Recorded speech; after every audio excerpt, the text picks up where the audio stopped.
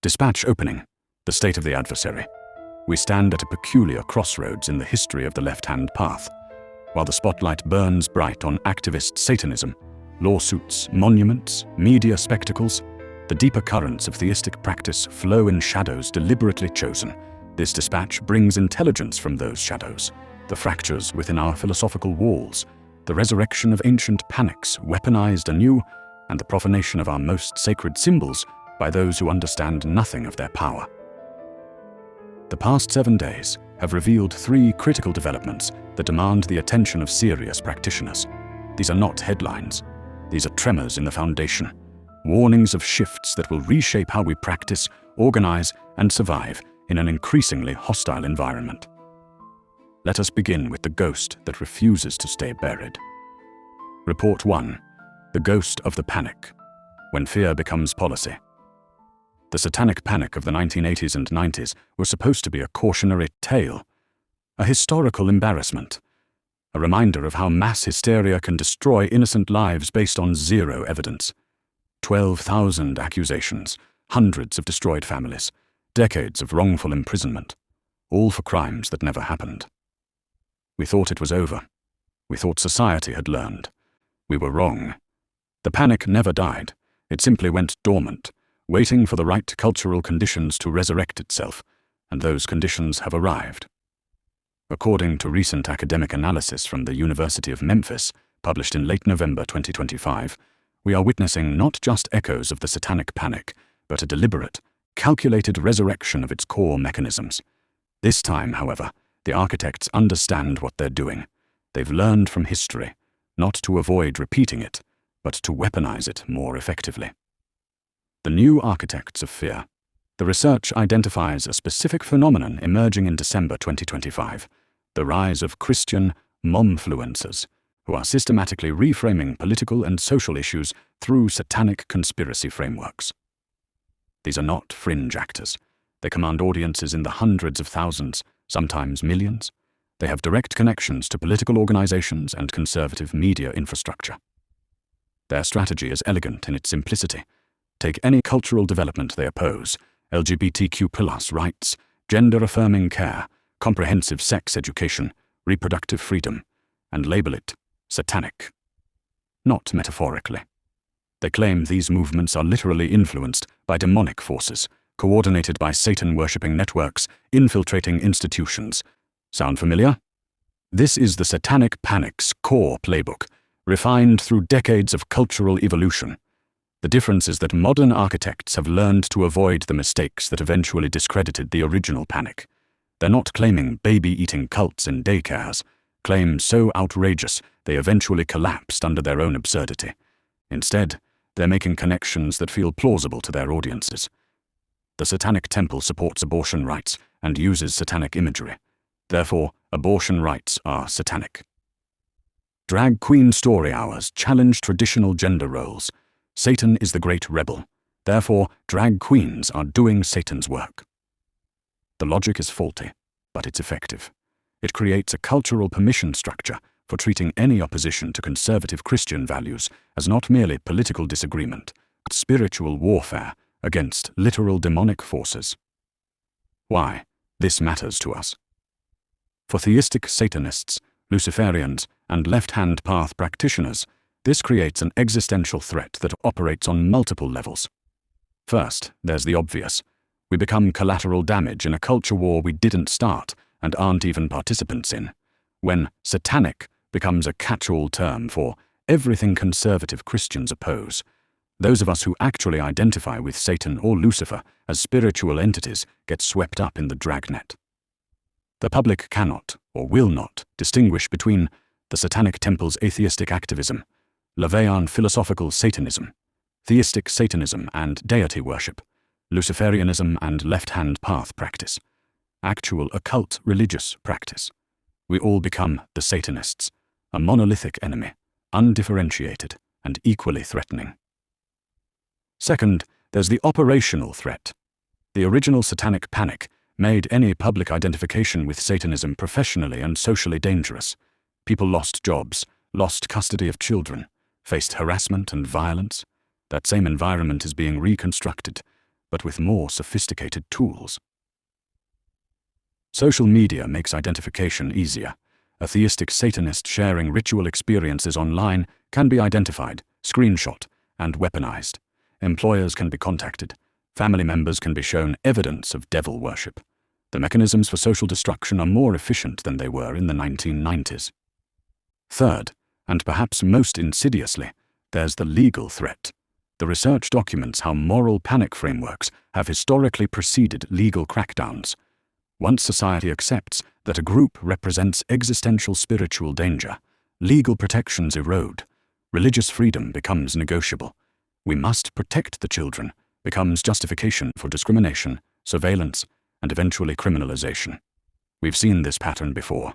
It destroyed lives then. It can destroy lives now. The pattern. Repeating. The University of Memphis analysis identifies specific parallels between the 1980s panic and contemporary developments.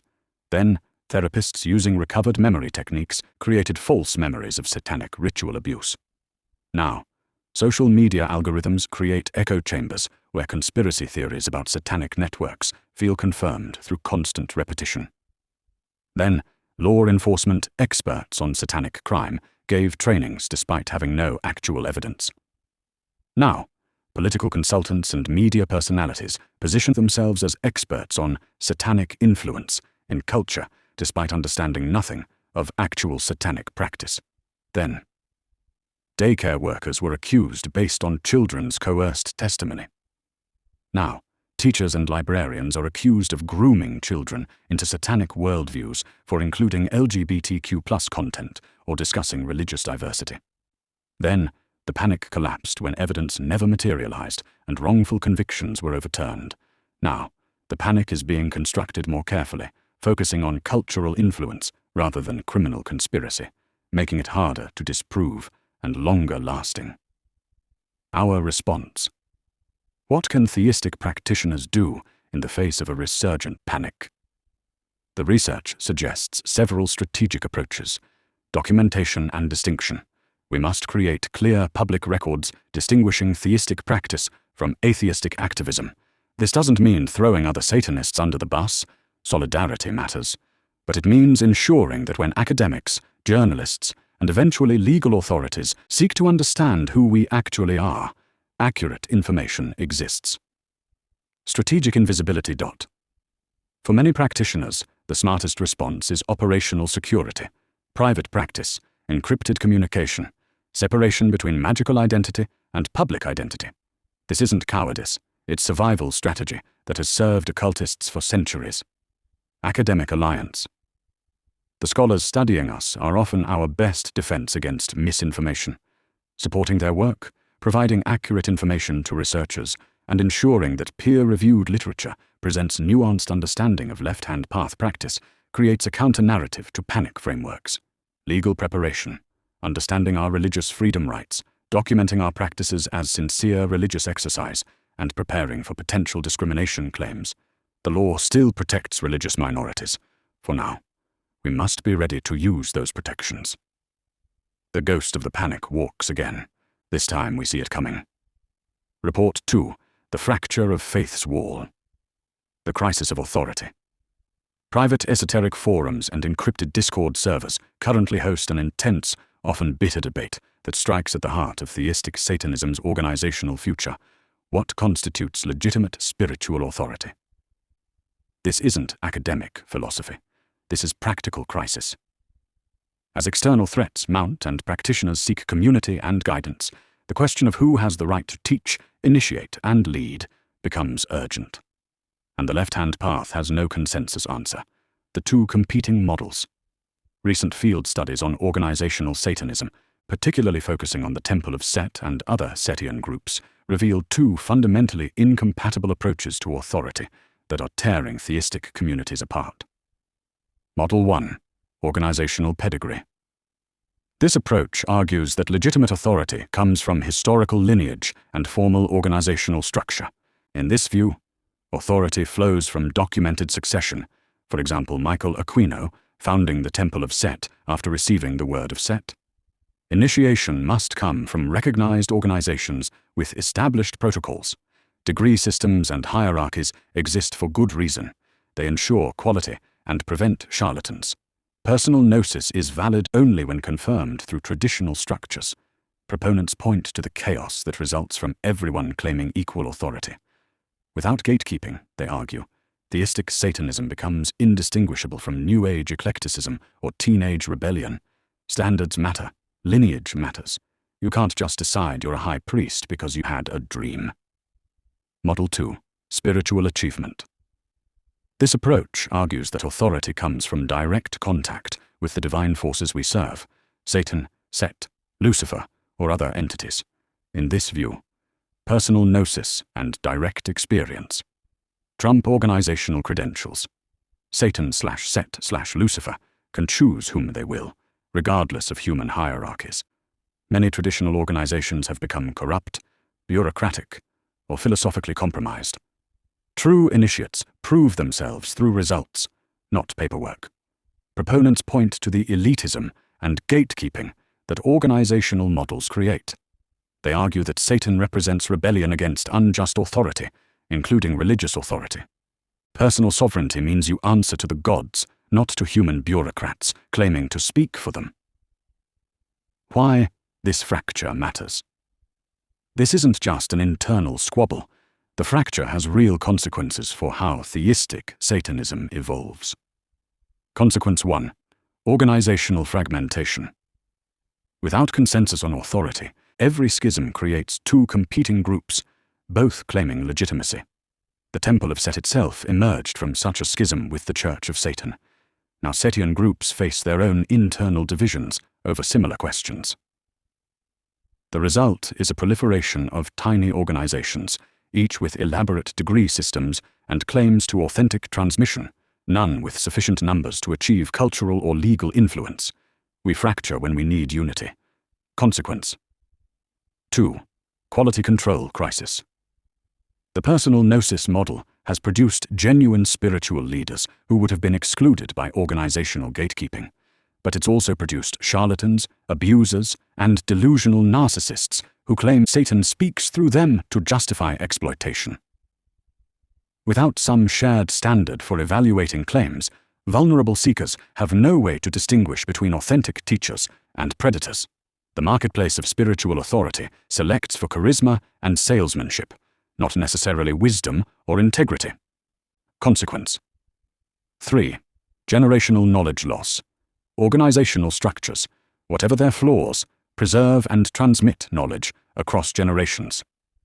When every practitioner is sovereign and structures are rejected as authoritarian, hard-won magical knowledge disappears when elders die.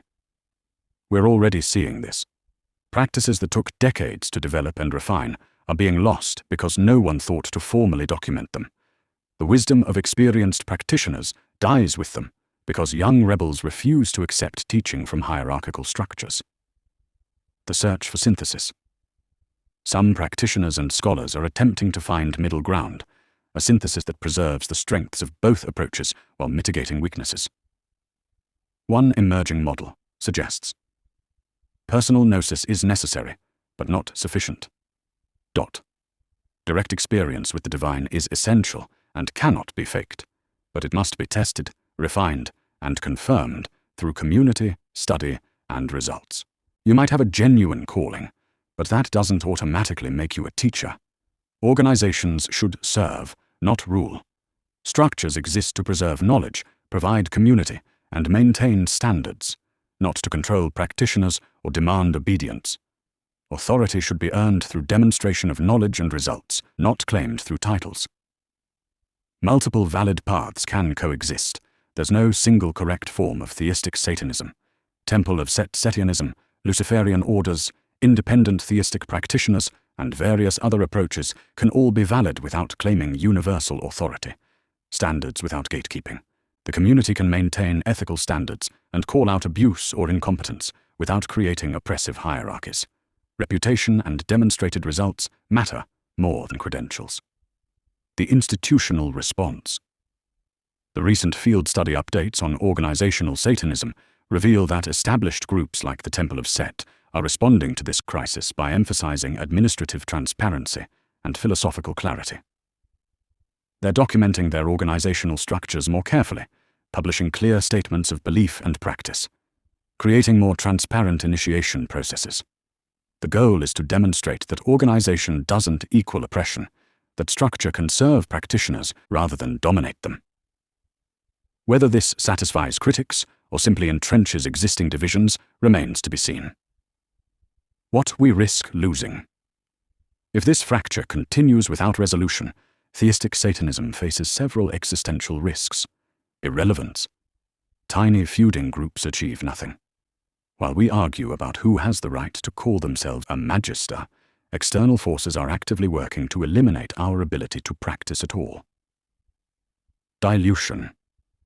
Without standards, theistic Satanism can mean anything, and therefore means nothing. It becomes an aesthetic choice rather than a serious spiritual path. Exploitation. Vulnerable seekers will continue to be victimized by predators claiming divine authority, while legitimate teachers are dismissed as authoritarian elitists. Knowledge loss. Centuries of accumulated left hand. Path wisdom could disappear within a generation if we don't find ways to preserve and transmit it. The wall that protects our faith has fractured. Whether we repair it or watch it crumble depends on choices we make now, in these private forums and encrypted conversations where the future of theistic practice is being decided. Report 3. The weaponized symbol, the profanation of the adversary. Lucifer, Satan, the light bearer, the adversary, the great rebel, the prince of darkness. For theistic practitioners, these are not metaphors. They are names of actual spiritual forces, entities with whom we have relationships, from whom we seek wisdom, to whom we offer devotion. These names carry power, meaning, and sacred significance. To conservative Christian media and political operatives, these names are weapons, tools, profane symbols stripped of complexity and wielded to destroy opposition. Recent analysis of how the figure of Satan is being deployed in contemporary political discourse reveals a disturbing pattern: the systematic reduction of our most sacred concepts into simplistic propaganda tools. The stripping of complexity. Satan in theistic understanding is complex. He is the embodiment of individual sovereignty and self-determination, the patron of those who question authority and seek hidden knowledge, the teacher who challenges us to transcend limitations, the force that pushes human consciousness toward evolution, the adversary who tests and strengthens, the liberator from oppressive spiritual systems. Satan contains multitudes. He is not simply evil in opposition to good. He is a philosophical and spiritual force whose nature has been explored by practitioners, mystics, and philosophers for centuries. But when Christian momfluencers use satanic to describe gender-affirming care or comprehensive sex education, they're not engaging with this complexity. They're using the word as a thought-terminating cliché, a label that ends discussion by categorizing something as purely, simply, absolutely evil. This profanation serves several functions. It creates enemy simplification. Complex policy debates about healthcare, education, or civil rights become battles between God and Satan, good and evil. Nuance dies. Complexity disappears. You're either with God or you're with Satan, and Satan is defined as everything the speaker opposes. It mobilizes emotional response. Satanic triggers fear, disgust, and moral panic in ways that I disagree with this policy cannot. It bypasses rational discourse and triggers tribal loyalty and protection instincts. It delegitimizes opposition. If your opponents are literally serving Satan, you don't need to engage with their arguments. You don't need to understand their reasoning. You don't need to compromise. You need to defeat evil, not negotiate with it. Our symbols, their weapons. The Britannica updates on Baphomet and satanic figures, published November 2025, reveal how mainstream reference works are attempting to preserve accurate, complex understandings of these symbols. But they're fighting a losing battle against the simplification machinery of political media. Baphomet, originally a symbol of balance, wisdom, and the union of opposites, becomes proof of satanic infiltration when displayed by activist organizations. The nuanced symbolism, the historical development, the philosophical meaning, all erased in favor of demonic goat head means Satan means evil. The inverted pentagram, a symbol of matter over spirit, earthly wisdom, or the descent of divine light into material form depending on tradition, becomes generic symbol of evil, interchangeable with any other dark imagery. Even Lucifer's name, literally light bearer, the morning star, the bringer of illumination, is reduced to a synonym for Satan, who is reduced to a synonym for evil, which is reduced to everything I oppose.